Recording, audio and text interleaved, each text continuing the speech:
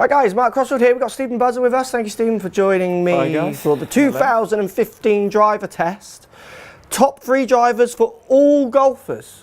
Everybody. The all-encompassing category. So these drivers are not the low spin ones, these drivers are for anyone. So you'll see tour players using these through the beginners. They are the all-player drivers. Some people would call game improving, but I'm still improving my game, so I'm not. Game improvement often suggests that you're a beginner. Do you see what I mean? Yes, definitely. So the more kind of drivers for all. Let's show you our top 3 in no particular order. Let's get stuck in.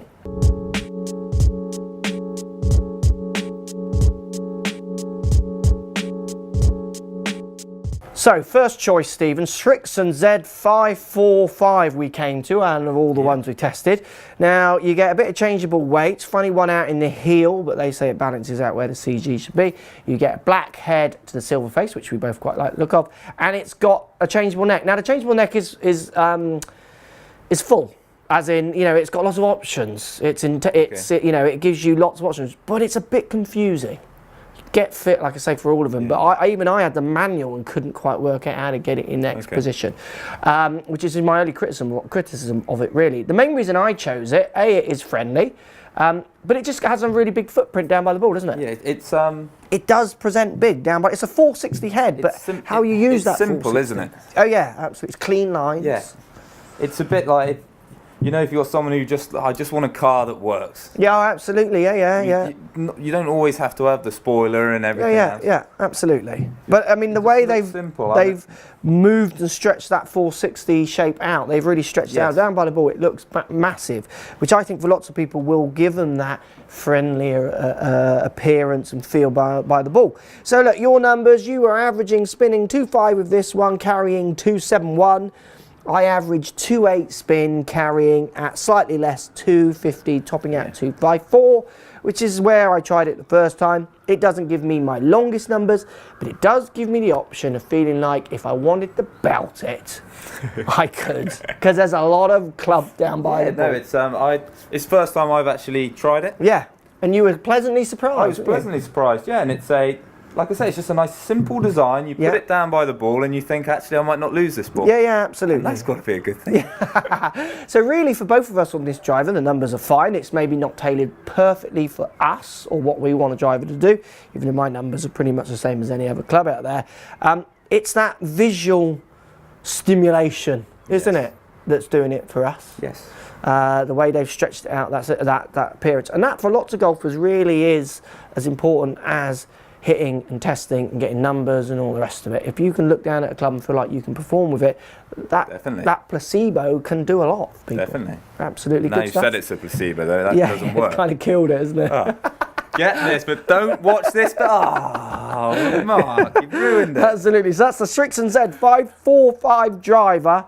It's big, but it's 460, but it's a big 460. But it's not a placebo. Little bit. It works every time. A little bit of changeability, and the neck baffles me a bit, but get someone who understands it to set it up for you. There is our first one, all-encompassing drivers, Stephen. Let's look at the next one.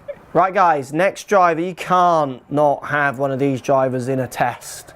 Titleist 915 D2. It's classic. It's used on tour by many, and it's used by club golfers by many. What's interesting, as I say now, I think for 2 or 3 years, Titleist is still perceived as a professional's brand, even when the Titleist D2 is probably one of the friendliest drivers on the market. Oh, definitely. Ever since sort of 9-10 range. Absolutely. And the previous it's more their brand, isn't it? Yeah, and the previous stuff to that used to perform fantastically out the middle, but then it was a little harder to use. Okay, well, it's interesting. Not the case with these. Well, interesting you said you've got the active recoil channel, so this channel that goes all the way from toe to heel. Titleist are very proud of.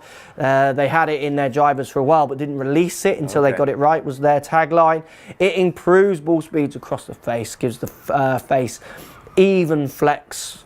So when you hit a ball, the top and the bottom flex a little bit, top more than the bottom, so it makes the bottoms flex a bit more, I think I remember was the tagline. So it keeps the ball speeds more constant off the face. So it's interesting to your point there. They're really addressing that. Weight low and back, so it does going to give that stability on not getting drop off of ball speeds when you do miss that centre hit from where the CG placement is as well. Stunning black looks. You get the changeable neck and SureFit Tour. They innovated this. Everyone copies it. I mean, they've used it now for I don't know how many years. Why change something that they invented and does just work? Changes the lie and the loft independent of each other. Great for the fitting. two rings, it's very clever, isn't it? Yeah, Very absolutely. clever. And everyone copies it. I mean, it still is a club that is, even though we've seen channels in many other clubs, it's their own version of it, and they still just persevere with their good neck. That's what I love about Titleist. If they make something that works, they just stick with it. They stand behind it. They don't have to bring a club out every 2 seconds. They just sit there and go, no, look, this club still works. Why bring out a new one? This is a great club for all golfers, and I think the message just doesn't get out there enough that yes, you as a beginner, or you as a 28 handicapper, you as a tour pro, you as a scratch golfer, any standard, this is a driver you should be thinking about getting fitted for. The other good thing with this, which we said in other videos, is that Titleist do offer one of the best fitting cart solutions for pros around the country. Yes. So when it comes to getting fitted for it, for the shaftoids, for people who want different heads, because there's 2 versions, we've picked D2 as our favourite because it's the more friendly. It's all in there in the pro shop for the fitter to give to the customer, which is great for Titleist. You get a great experience with Titleist. Yeah, absolutely. Good stuff. So Titleist D2. Great club. Numbers. Should we look at some numbers, Stephen? You are. We've picked it up now. 2.5. You were spinning that one at, carrying 2.78. Okay.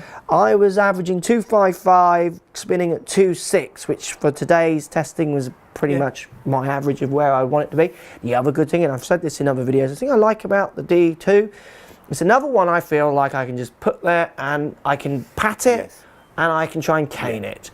I feel sometimes with the lower spinning ones or the smaller headed ones, if I'm going to try and hit one really hard because I want to get on a par 5 or 2 or try and keep up with you, absolutely. I feel like the drop off's just too big. Where with that one, I feel I can give it a bit more, and if I don't get it, I'm still in the game, kind of thing. Yeah, it's good numbers, reliable. Titleist make solid equipment, have done for years, really. I think people just don't quite understand that they can game it that much. Yeah. Great one. There it is, our number 2. Should we look at our last one? No particular order. Let's look at the last one for the all-encompassing drivers. Right, guys, last one. Ping G30. Got to be G30. G-range, just weight low back, really user-friendly, nice big profile down by the ball, all black finish, turbulation. Bit of turbulation. Oh, hello, turbulators. Like superheroes, aren't they? Meant to increase club head speed, but I don't think they do. It's a great looking club, a little bit of changeability around the neck. A degree to a half a degree you can move the loft. Again, it's dialing in more, giving the fitter some options rather than you're just cranking it in a massive way. I'm loving the G30. I'm actually gaming it. I've gamed it a couple of times and I'm back to gaming it still. Yeah, no, it sits down to the ball. Sits square, which I like. You feel confident. We said it before, the turbulators really frame the ball. It's good, isn't it? Yeah, They haven't made a... Let's say something bad about it. It's made you speechless. Let's say something bad about it. Yeah, absolutely. I don't like blue. Yeah, absolutely. It's just a really solid club. Yeah, but that's the thing with Ping, isn't it? They've been making such good equipment and drivers for so long now. You do almost... Sometimes for some companies, it's quite interesting because as well, Ping maybe don't make as big a song and dance as others. People sometimes forget to try it a little bit because we just kind of accept that it's good. And for some people, that's too easy for them. They want to look a bit harder and get something a bit different kind of thing. But I mean, it is a great club and I've gone back to it. And so many tour players, I see lots of tour players using that version and not the low spin version as well, which is interesting. But it's nice, especially if you're getting fit. There is no difference in looks between the two. So you can get the version that gives you the best performance. Absolutely. And not compromise on look. Which then might inspire that kind of usability. Definitely. Numbers for Stephen. Now you had a boomtastic on this one, 291. Spinning 1 at 2.1, averaging 2.5. I averaged 2.9 because I mishit 1, getting 1 up at 3.1. But I averaged my carry at 2.55, which again sits kind of in the model with all of them. I know when I've tried this driver in the past, I can get them to spinning kind of 2.1, 2.2, which is where I max out with this club. But again, what I like with all these clubs, and certainly this one for me, when I get that mishit that pulls the spin off, I don't go below 1.8, so I still get a decent drive. I don't get those 1.2, 1.5 spinning ones that just go out the air and they're 50 yards shorter. Very, very user-friendly. Now, again, for me, if I had to choose my favourite out of the 3, because that was in no particular order, at the moment, as we stand in these trousers, in this universe, I would pick G30, because I'm gaming it in a minute. So my favourite definitely would be the G30. I love the crossover this one does from I see a tour player using it to giving it to a raw beginner and they can still use it. Stephen, if you had to pick one, Wow. You're torn, I think, between the Titleist and the Ping. Yes, I would simply go for the Titleist. Just because you're using a Ping. Yeah, I mean, it is that close with these, isn't it? Yes. And with all of them, to be honest, with the Switchen as well. Yeah, if I was fitted into any of these products, I'd be happy. Yeah, absolutely. Good stuff. There you go, guys. There are our top 3 all-encompassing drivers for everyone. For everybody. They are the friendliest drivers. Even if you don't play golf. You come home from work and you had a rubbish day, they go, hiya, how you doing? Did you have a good day? I'm friendly. It meets you at the door. Waggling. Take me to the range. Take me to the range. And the low spins just sit there going, I'm rubbish. This day's been rubbish. Don't hit me. I won't go in the air. We've gone a little bit mental. There are our top 3 all-encompassing drivers. Thank you, Stephen, for your time, as always. Thanks for watching. Post comments down below, as always. Speak to you soon. Thanks for watching. Find more videos. Subscribe to my YouTube channel. Find me on Facebook, Mark Crossfield. Also on Twitter at 4golfonline. And loads of fun pictures going up on Instagram at Crossfield Mark.